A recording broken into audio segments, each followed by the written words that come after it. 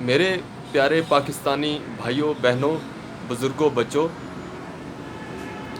ہم لوگ اکثر اپنی ذاتی معاملات میں زندگی بھر بزی رہتے ہیں۔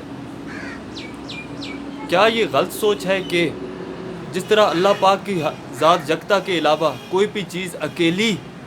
مکمل مقصد حاصل نہ کر سکی، اس کی اعانت کے لیے کوئی نہ کوئی کم از کم ایک جوڑا ضرور ساتھ رہا ہے؟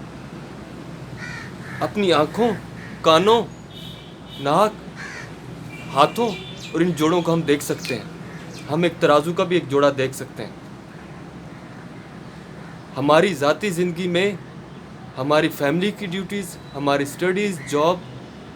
حقوق اللہ، یہ ہماری ذاتی معاملات ہیں۔ دوسروں کے معاملات میں گواہی دینا، حق کو حق کرنے کے لیے چلنا، ظالم کا ہاتھ روکتے ہوئے ہمسائے کے لیے ساتھ کھڑے ہونا،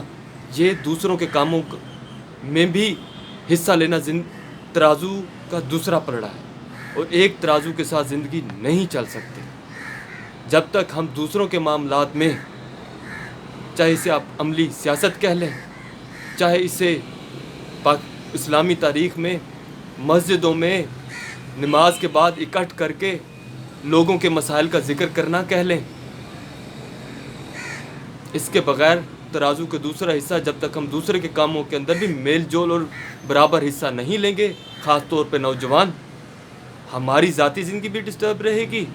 محلے بھی ڈسٹرب رہیں گے، شہر اور ملک بھی ڈسٹرب رہے گا۔ تو اس کا حل یہی ہے میری ناقص رائے میں،